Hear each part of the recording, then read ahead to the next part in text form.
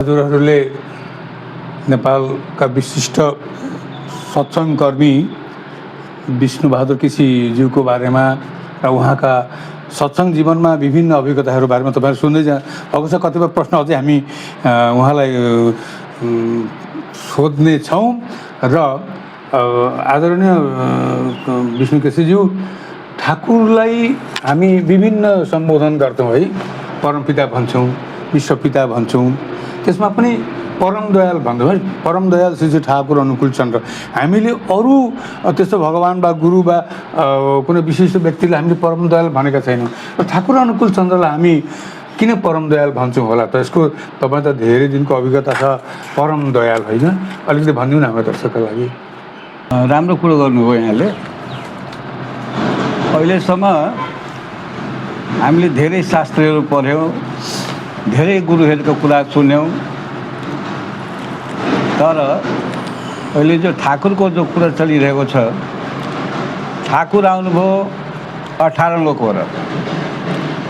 अहिलेसम्म जति पनि भगवान्हरू आए, जस्तै रामचन्द्र आउनुभयो 12 लोकबाट आउनुभएको शास्त्रले बताइरहेको छ। कृष्ण भगवान् 16 लोकबाट 16 कला लिएर आउनुभएको छ।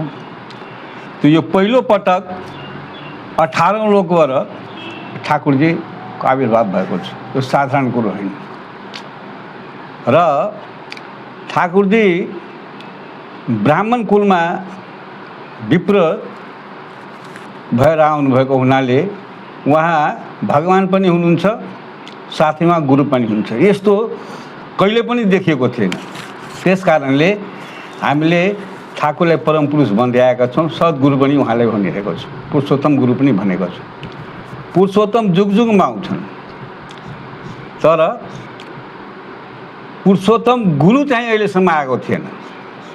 त्यस कारणले परम दयालले दया गरेर यसपल्ट भर्या यो कलियुग अवतार, कलियुग जुग नै एउटा यस्तो जुग हो जुन किसिमबाट रामचन्द्र भगवान् आउनुभयो त्रेतामा, त्यति साह्रो उहाँलाई गाह्रो परेन। केही अनिष्ट गर्ने व्यक्तित्वहरू थिए जसलाई हामीहरू साधारण भाषामा राक्षसी प्रवृत्तिका मान्छेहरू, तिनलाई संहार गरे, त्यतिमै शान्त भयो। रामराज्य धेरै दिनसम्म चल्यो।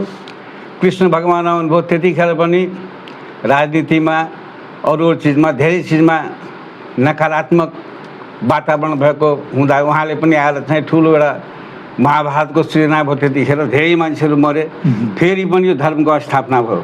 त्यो कलियुग यस्तो छ, कलियुग त्यस्ता रावण, त्यस्ता कंसहरू घर घरमै भएको हुनाले उहाँले चाहिँ यो प्रेमको सूत्र लिएर घर घरमै ऋतिखहरूलाई पठाएर उहाँकै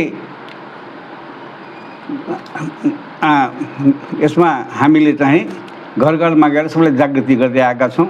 र प्रत्येक घर घरमा चाहिँ रत्नाकर जस्ता मान्छेहरूलाई पनि ठाकुरको दीक्षा दिएर, ठाकुरका कुराहरू सुनाएर, त्यसको उहाँ ठाकुरले बताएको नीति विधिहरू सिकाएर तिनलाई रत्नाकरबाट साधु बनाउने, वाल्मिकी जस्तो मान्छे तयारी गर्ने प्रस्तुत भएको हुनाले उहाँ चाहिँ परम पुरुष, परम दयालाई जुग पुरुषोत्तम भनेर हामीले सम्बोधन गरेछौँ।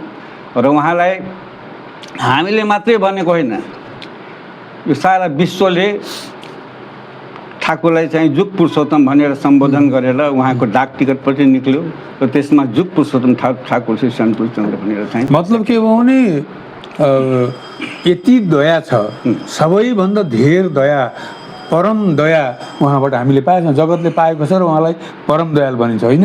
त्यस्तो एउटा लोकबाट आएर कसैले गर्न नसकेको काम गरेर न अस्त्र हातमा लिनु पर्यो, आफ्नो नामको बलले, आफ्नो प्रेमको बलले र संसारलाई जो एकत्रित बाँधिदिनु भएको छ, मणिनाय ग्रसित मणि जस्तो गरेर माला जस्तो गाँसिदिनु भएर, त्यस कारणले उहाँलाई परम दयाल पनि भनिन्छ। त्यही हो राम्रो कुरो।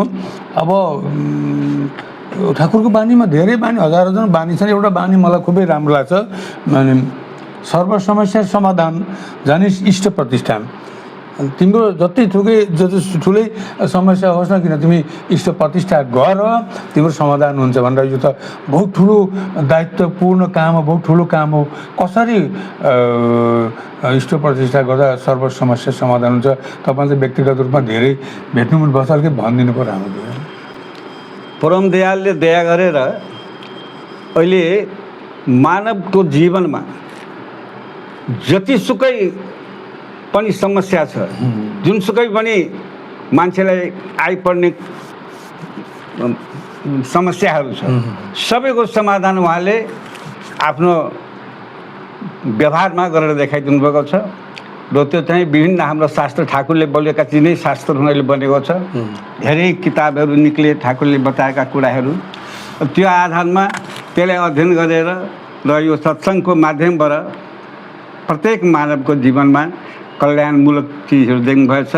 जुन चिज पालन गर्नाले मान्छेको सर्व समस्याको समाधान उहाँको जो बताउनु भएको जो नीति विधि छ त्यसबाट समस्याको अब हेर्नु हाम्रो जीवनमा हाम्रो जुगको समस्या के छ भने अर्थनैतिक समस्या छ। रुपियाँ पैसा हामीलाई धेरै धेरै चाहिएको छ। हाम्रो शारीरिक समस्या, दुनियाँको रोग व्याधि हामी ग्रस्त भएका छौँ होइन। हाम्रो पारिवारिक समस्या छ, छोराछोरीमा मेल छैन, अब स्त्री पुत्रमा मेल छैन र समाजमा मेल छैन।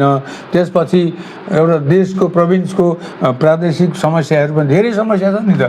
र यसैलाई नै सायद उहाँले सर्व समस्या भन्नुभएको। मनको समस्या छ, वृत्तिहरूको समस्या, काम क्रोध लोभ मोह धेरै धेरै होइन। यी कसरी समस्या हुन्छ? अहिले समस्याले यो संसारै समस्याको समस्यामा घेरिएको छ। यसको मूल समस्या कहाँबाट उत्पत्ति भएको छ भने नि ठाकुरले, त्यस कारणले ठाकुरले सबभन्दा ठुलो समस्या कहाँ देख्नुभयो भने यो मान्छे नै त्यस्तो प्रवृत्तिबाट अहिले जन्मिरहेका छन्, जसको जन्मिँदाखेरि नै आज हेर्नुहोस् 3 वर्ष 4 वर्षको बच्चालाई कुनै राम्रो कुरो भन्नु, मलाई टेन्सन नगराउनु भन्छु, मेरो टेन्सन भएको छ भन्छु। किन त्यो गर्भैबाट टेन्सन युक्त भएको माको गर्भबाट चाहिँ बच्चाहरू पैदा भइरहेको छ। त्यस कारणले त्यस्ता बच्चैदेखि मान्छेको टेन्सन युक्त समाज भइरहेको छ। त्यस कारणले ठाकुरले खास गरेर यो नारी नीति भन्ने नारीहरूको लागि लेखेर जानुभएको छ। हुन्छ, नारीको बारेमा तपाईँलाई म सोध्छु अहिले।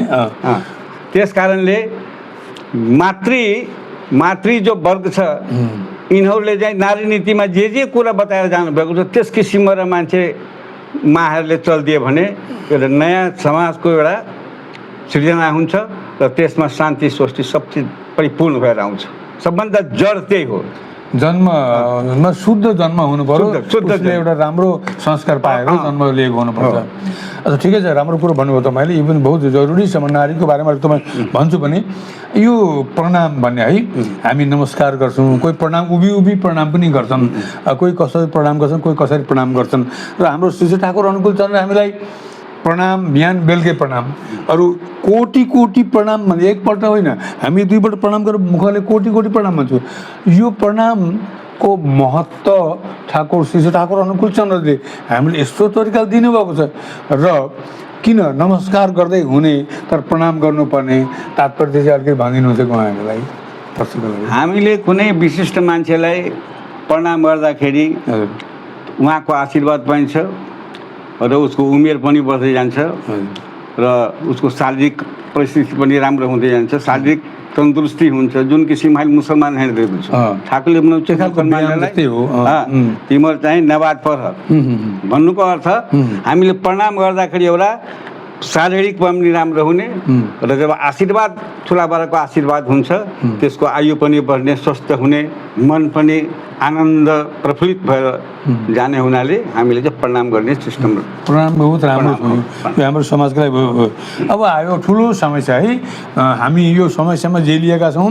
युवा समस्या हाम्रो देशको युवाहरू बिथोलिएका छन्। अहिले उनीहरूको हातमा मोबाइल छ, रात 12 बजे 1 बजे 2 बजीसम्म मोबाइल चल्छ।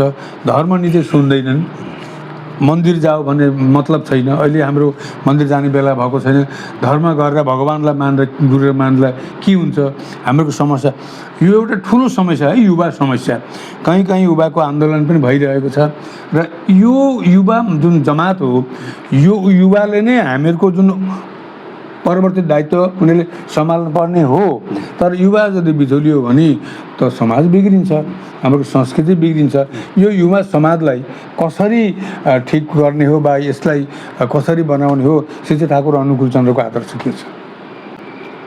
यसमा हाम्रो ठाकुरले जो भन्नुभएको छ, तिमीहरूले चाहिँ बच्चाहरूलाई 12 वर्षमा दीक्षा दिने कुरा भन्नुभयो। हजुर, 12 वर्षमा दीक्षा दिनुको मतलब के हुन्छ भने मान्छेले चाहिँ छोराछोरीलाई 20 वर्ष 25 वर्षपछि अथवा हाम्रो के छ भने संस्कारमा के छ भने अहिले हामीले धर्म कर्म गर्ने समय भएको छैन, हामी त वृद्ध हुन्छौँ त्यतिखेर दीक्षा लिने हो। अहिले त मोज गरेर खाओ पियो, अहिले त हाम्रो बिहा गर्ने हरेक गर्ने मोज मस्ती गर्ने समय हो। अहिले चाहिँ दीक्षा लिन हुँदैन भने यो हाम्रो सोच छ नि त्यही गलत हो।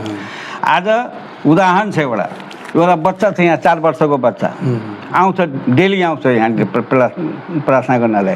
प्रार्थना गर्दाखेरि प्रार्थना पनि उसलाई आइरहेको छ, भजन कीर्तन पनि गाउँछ, ढोलक पनि बजाउँछ, हार्मोनियम बजाउन खोज्छ। अब हामी बस्छौँ, माइक ल्याएर ठ्याक्क बाजे लगाइदिन्छ, मलाई ल्याएर माइक दिन्छन्, अनि किताब सत्यानुसरण रूपमा त्यहाँबाट सत्यानुसरण ल्याएर हामीलाई दिन्छन्। मतलब त्यो बच्चैदेखि जबसम्म त्यसमा प्र्याक्टिसमा लाउँदैन भने, ठाकुरप्रति झुकाउ गर्दैन भने पछि गएर बाँस जब कलिलो हुँदाखेरि जस्तै लिप्छ नि, जब सखत भएर हुन्छ सिपिन्छ नि, त्यसलाई चाहिँ लिवाउन सकिँदैन। त्यसलाई हामीले बच्चैदेखि त्यसमा चाहिँ लाउनु पर्दछ। बच्चालाई बच्चैदेखि त्यसको एउटा आध्यात्मिक ज्ञान दिनुपर्दछ। आध्यात्मिक ज्ञान जबसम्म हुँदैन तबसम्म मान्छे उच्छृङ्खला हुन्छ। त्यस कारणले बच्चैमा उहाँलाई दीक्षा दिलाएर आफूले त्यसको लागि के भन्नुहुन्छ भने आमा बाबु नै त्यसमा सक्षम हुनुपर्छ। आमा बाबुले आफूले ठिक गरेर बच्चाहरूलाई चाहिँ दोहोऱ्याउनु पर्दछ। अनि समाजको तपाईँले भन्नुभयो कि जुन युवा समाजको भविष्यको लागि चाहिँ सानैदेखि राम्रो संस्कार सिकाउनु, सानैबाट राम्रो संस्कार सिकायो भने अदूर भविष्यमा उनीहरू राम्रो हुन्छन्, कुनै उपाय छैन। यो ठाकुरले एउटा चिज हामीले दिनुपर्छ, सदाचार भन्ने। अघि पछि ती शब्द खुब कम्ती नै सुनिन्थ्यो, क्या हो सदाचार भन्ने। सदाचारको धेरै शिक्षा पनि दिनु, सदाचार रत नभई पदे पदे तार भयो भन्नुभयो। जो मान्छे सदाचार रत छैन त्यसको पदे पदे भयो। तपाईँको व्याख्या के छ? अब सदाचार भन्नाले खानपिनको कुरा हो, शारीरिक स्वास्थ्यताको कुरा हो। मान्छे जबसम्म स्वस्थ रहँदैन भने उसले केही पनि गर्न सक्दैन। जब म दुर्बल छु, कुनै काम गर्छु, आध्यात्मिक जगतैमा जाउँ, कुनै काम गरौँ, कुनै काम पनि सजिलो बनाउनु। त्यस कारणले स्वास्थ्य नै एउटा यस्तो चिज हो, हेल्थ इज वेल्थ पनि भनिदिएको छ। जब मान्छे शरीर ठिक छ भने जे पनि मान्छेको जीवनमा त्यसले गर्न सक्दछ। अनि मात्रै हुन सक्दछ। नभए चाहिँ यो हेल्थै ठिक छैन भने त्यसले धर्म पनि गर्न सक्दैन, कसैको सेवा पनि गर्न सक्दैन। त्यस कारणले सदाचार चाहिँ अति नै जरुरी छ। सदाचारमा खानपिन हरेक चिजमा छ। अब सदाचार छैन भने रक्सी पनि खाएको छ, जाँड पनि खाएको छ, जे मन लागेको छ, बिडी सिगरेट हरेक चिज चलेको छ, जथाभावी बोलेको छ। र त्यसबाट के हुन्छ, उच्छृङ्खलता आउँछ, समाजमा एकदम ध्वंसात्मक सृष्टि हुन्छ। त्यस कारणले सदाचारमा जो मान्छे छन्, जो मान्छेले गरिरहेका छन्, त्यसको मन पवित्र हुन्छ, समाजमा पनि त्यसको राम्रो प्रभाव परेको हुन्छ र सारा देश संसारमै उसको चाहिँ एउटा सकारात्मक प्रभाव परेर चाहिँ सुन्दर भावले एउटा समाजको गठन हुन्छ। आवश्यकता छ एकदम। धर्मसँग सदाचारको ओतप्रोत सम्पर्क छ। सदाचार नभए धर्म हुँदैन, धर्ममा सदाचार हुनैपर्छ। एकदम। बहुत बहुत धन्यवाद तपाईँलाई। अब आयो कुरो के भने नारी है, अगाडि नारी नीतिको कुरो पनि तपाईँले गर्नुभयो, नारीको भूमिकाको बारेमा सुन्दर भन्नुभयो। र शास्त्रले के भन्छ भने स्त्री रत्नम भन्छ शास्त्रले। स्त्री रत्न हो, रत्न गर्भा भन्छ है। अनि स्त्री रत्नम सा जायते दुष्कुलादपि, नराम्रो कुलमा जन्मिएछ त स्त्री रत्न हो नि, जति नै त्यसलाई अवहेला नगर्नु भन्नुभयो। ठाकुरले त यति गरिदिनु भएको छ। नारी नीति पुस्तक नारीहरूको लागि चल्ने र उत्तम नारी बन्ने एउटा व्यवस्था पनि मिलाइदियो। तर हाम्रो समाजमा अहिले अलिकति नारीको पुरुषकै गल्तीले हो के हो, अलिकति यताउता हामी देख्दैछौँ सब समाजमा, जहीँ पनि है। पहिरनको कुरो भयो, खानपानको कुरो भयो। अब ठाकुरले त झन् ठुलो कुरा गर्न, जे मेरा चाकरी गरे जनन जाति ताराई मारे पनि भन्नुभयो, नोकरी नगर्नु नै भन्नुभएको छ। हाम्रोको अब गर्न पनि गरेका छन् धेरै ठाउँमा, र यो एउटा ठुलो समस्या हो। अरू बङ्गलामा एउटा गीत पनि छ, तुमरा लक्ष्मी मेर दल तुमरा ना जागिले मागो देशेर अमङ्गल, जागो लक्ष्मी मायर दल तुमरा ना जागिले मागो देशेर अमङ्गल। अब त्यस्तो भनिदिनु भयो ठाकुर। अब हामी के गर्नु, यो माहरूलाई तपाईँलाई के भनिदिनु भयो? एकदम राम्रो कुरा। नेपोलियन बोनापार्टले भनेको थिए, मलाई एउटा मा देऊ म सुन्दर देश दिन्छु एउटा हेर्नुहोस् माको भूमिका हेर्नुहोस् कस्तो दर्शन उसको। जब तपाईँको महात्मा गान्धी ठाकुरलाई भेट्न जानुभएको थियो त्यतिखेर ठाकुर घरमा हुनुहुन्थेन उहाँले चाहिँ मौका पाउनुभयो उहाँको आमासित माता मनोरमा हजुर त्यहाँ जानुभयो हिमायतपुरमा आधा घन्टासम्म कुरा गर्नुभयो जब कुरा गरिसकेपछि निक्लिनुभयो उहाँ त्यतिखेर मान्छे पत्रकारहरूले सोधे होइन ठाकुरको त दर्शन गर्ने तपाईँले समय पाउनु भएन भेट्न पाउनु भएन मासित के कुरा भयो के तपाईँले महसुस गर्नु उहाँले भन्नुभयो I have never seen such a wonderful woman in my life जिन्दगीमा मैले यस्तो चाहिँ मा हुन्छन् भन्ने कुरो मैले कल्पना पनि गरेको थिइनँ यदि मा सक्षम छन् भने ठाकुर जस्तो छोरा आउँछन् कौशल्या ठिक थिइन् त राम जस्तो गर्भबाट आयो त्यस कारणले मा नै सबभन्दा सर्वश्रेष्ठ र त्यो मालाई ठिक गर्नको लागि मा ठिक हुनको लागि ठाकुरले नारी नीति भनेर दिनुभएछ हजुर पिताको पितृवृत्ति यो नीति दिनुभएको छैन दिनुभएको छैन नारी नीतिको मतलब नारीहरू ठिक भयो भने राम्रो सन्तान आउँछ देवताहरू पृथ्वीमा आउँछन् र जब देवता जस्तो आत्मा जब पृथ्वीमा आउँछन् त्यतिकै पृथ्वी स्वर्गको रूप हामीलाई त देवता रूपी सन्तान चाहिएको छ हामीलाई सुसन्तान चाहिएको छ र हामीलाई त्यस्तो खालको नारी पनि चाहिएको छ र तपाईँ राम्रो कुरा गर्नु गर्वैबाट हुन्छ गर्वबाट जस्तै अभिमन्यु पेटमा हुँदाखेरि उहाँको बुवाले चाहिँ भन्दै जानु अर्जुनले भन्दै जानु भन्दै आदिमा सुते हुने चक्रव्यूहबाट चाहिँ फसेर बेचाराको मृत्यु हो त माताको कत्रो ठुलो भूमिका छ गर्भमा हुँदाखेरि पनि नामको सहाराले नाम जप्यो भने त्यो गर्भमा भएको बच्चा पनि राम्रो बहुत राम्रो प्रसङ्ग निकाल तपाईँ राम्रो गर्दै गयो। अब अलिकति प्रसङ्गलाई अलिकति अदल बदल गर्दै हामी मन्दिरपट्टि लागौँ है। यहाँ एउटा नयाँ कन्स्ट्रक्सन म देख्दैछु हाम्रो विराटनगर सत्सङ्ग विहार है। पहिले त एउटा पशुपतिनाथ मन्दिर जस्तो पेगोडा टाइपको एउटा मन्दिर थियो वरिपरि यसो प्रदक्षिणा गर्ने पनि थियो। बहुत वर्ष अगाडि आउँदा यता देवघरबाट नौगासे भएर आउँदाखेरि एकजना कृतिसँग म देखेको हुन्थेँ र अहिले त्यो पनि परिवर्तित भएर विशाल एउटा 3 तले मन्दिर बनिँदैछ।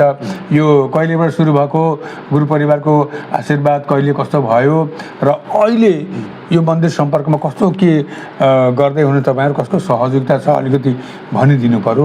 हाम्रो फोटोग्राफरले पनि अलिकति देखाउनु पर्यो मन्दिरलाई पनि। ठिक छ यसको पनि एउटा कहानी छ भन्नु तपाईँ भन्नु के पर्यो भन्नुहुन्छ भने मैले पहिले पनि भनिआएको छु यो पूजनीय परम पूजनीय हाम्रो बेङ्की दाई आउनुभएको थियो उत्सवमा आइसकेपछि उहाँ यहाँबाट उत्सव समाप्त गरेर काठमाडौँ जानुभयो। काठमाडौँ यस्तै साँझमा पुग्नुभयो होला अनि 4:30 बजीतिर फोन आयो मलाई 4 बजीतिर फोन आयो कि केसी जी को यहाँ पर 8 बजे सुबह में आना है। 4:30 बजेसम्म गाडी चल्थ्यो यहाँबाट हेर्नुहोस् है बस चल्थ्यो अन्त हामीहरू गयौँ बस छैन उपाय छैन अनि यो हाम्रो लालदाको ज्वाइँ हुनुहुन्छ यहाँनिर गुरु भाइ नै हुनुहुन्छ पुरुषोत्तम कर्ण उहाँलाई उहाँकै गाडी लिएर पुग्यौँ वहाँ ठ्याक्क 8 बजे भने त 8 बजे त्यहाँ पुग्यौँ हेर्नुहोस् है 8 बजे पुग्यौँ गएर चाहिँ बस्यौँ त्यहाँ बस्न साथ ए के सीधा आगे आकर बैठिए भन्नुभयो हामीहरू अगाडि गएर बस्यौँ अनि क्या बात है वो मंदिर आप लोगों को तोड़ दीजिए और वहाँ पर विशाल मंदिर बनाइए वो हमारा बाबा का उद्घाटन किया हुआ मंदिर है वो जागृति मंदिर है और वो मंदिर का बहुत महिमा है जानते हैं वो मंदिर बनने से नेपाल विराटनगर जगेगा और विराटनगर जगेगा तो पूरा नेपाल जागेगा प्रत्येक मंदिर में अच्छा होगा इसलिए उसको बनाना है।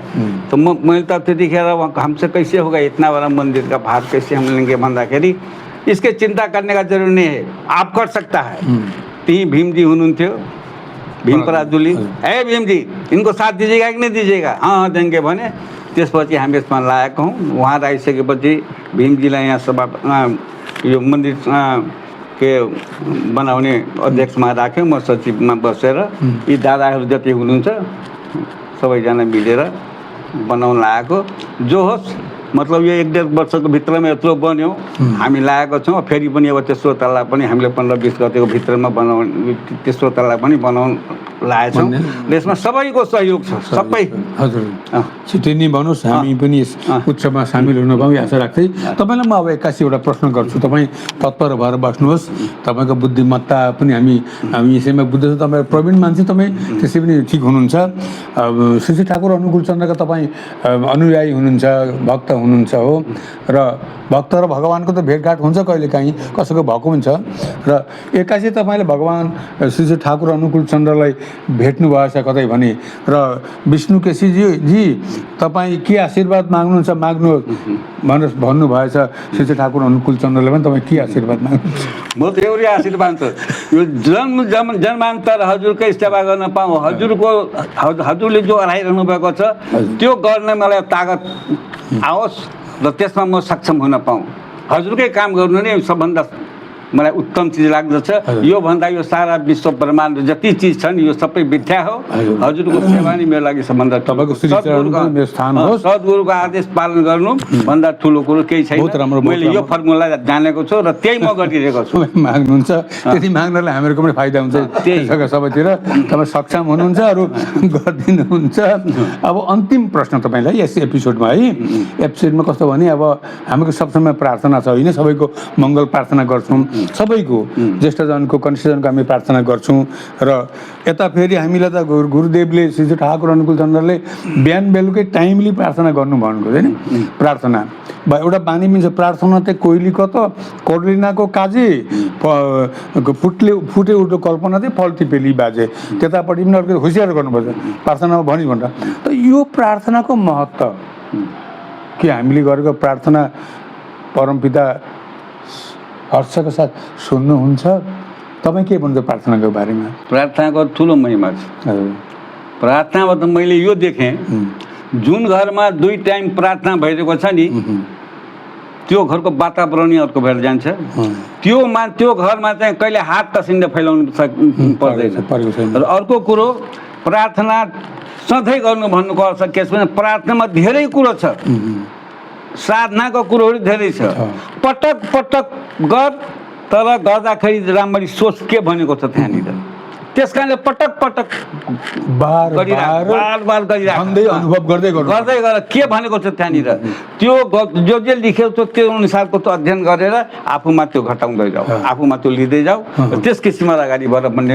परिणाम हामीले पाइरहेको छु फल राम्रो छ त्यो चिज बहुत राम्रो र हामी अब अन्तिम छोरपट्टि आइसकेका छौँ तपाईँ नेपाल बृहत नेपालकै एकजना प्रवीण कर्मी हुनुहुन्छ परमदयाल सहप्रतिनिधि हुनुहुन्छ 80 नागिसक्नु भएको छ होला र तपाईँसँग धेरै दिनको भेटघाटको हाम्रो जमर्को थियो मेरै विशेष गरेर र तपाईँसँग भेट गर्न अमेरिकाबाट पनि हामीलाई अलिकति चासो अलिकति हुटहुटी पनि थियो इन्द्र भण्डारीज्यूको पनि कुरो थियो मलाई पनि आउने कुरो र धेरै कुरा पनि भए अब अन्त्यमा समस्त गुरुभाइ यस अञ्चलका गुरुभाइहरूलाई तपाईँ के आशीर्वाद गर्नुहुन्छ र दिग्दर्शन असम भन्ने जुन हाम्रो युट्युब च्यानल छ त्यो युट्युब च्यानलको भरमा रेवती मोहन्दिम सिन्हा रेवती उपाध्याय आएर तपाईँको सुदूर असमदेखि तपाईँको साक्षात्कार लिए हामीलाई पनि के एउटा आशीर्वाद गर्नुहुन्छ के परामर्श दिनुहुन्छ पहिले गुरुभाइप्रति तपाईँको के भनाइ छ अरू दिग्दर्शनप्रति गुरुभाइहरूप्रति त मेरो के छ भन्नुहुन्छ मतलब ठाकुरको काम गर्दै जानु आफ्नो काम गर्नु ठाकुरको काम गर्नु ठाकुरले जे भन्नुभएको छ त्यो अनुसार आफ्नो जीवन बिताउनु त्यसमा सबैको कल्याण छ सबैको घरमा स्वस्ति शान्ति हुन्छ र हजुर चाहिँ त्यत्रो टाढाबाट आएर यो बार्ता हामीले चाहिँ आएर युट्युबको तर्फबाट चाहिँ के सोध्नुभयो साक्षात्कार गराउनु भयो त्यसको लागि मुरीमुरी धन्यवाद छ र हजुरले चाहिँ जुन ठाकुरको काम गर्दै हुनुहुन्छ साथै पत्रकारको काम गर्दै हुनुहुन्छ यसमा निरन्तर तपाईँको चाहिँ उन्नति होस् सफलता होस् भनेर ठाकुर चरणमा एकान्त प्रार्थना गर्दै बहुत बहुत धन्यवाद हाम्रा विष्णु बहादुर केसीज्यू तपाईँसँग बसेर यत्रो बेर जति 2-3वटा एपिसोड हामीले बनाइसक्यौँ खुबै खुसी लाग्यो परम दयालको दया छ हामीमा तपाईँमा पनि प्रमुख दयाल होस् दीर्घायु हुनुहोस् शतायु हुनुहोस् र ठाकुरको काम इष्ट प्रतिष्ठामा जीवन व्यतीत गर्नुहोस् त्यो हामी आशा राख्दछौँ म पनि सुदूर असमबाट तपाईँप्रति परमपिताको रातुल चरणमा तपाईँको मङ्गल प्रार्थना गर्छौँ र हाम्रा यहाँ प्रदीपज्यू हुनुहुन्छ क्यामेरा लिएर बस्नुभएको उहाँलाई पनि धेरै धेरै धन्यवाद ओम बाजे हुनुहुन्छ प्रकाश दा हुनुहुन्छ ओम प्रसादजी हुनुहुन्छ हाम्रो धेरै गुरुभाइले हामीले मद्दत गर्नुभएको छ एकदम उहाँहरू एकदम सक्रियता हुनुहुन्छ र सक्रिय मानिस राम्रो काम खुसी लाग्यो विराटनगरको यात्रालाई मेरो सफल भयो म भन्दछु र आजलाई यतिमै फेरि पनि भेटौँला जय गुरु मैले पनि आशा राख्छु हजुर आइराख्नु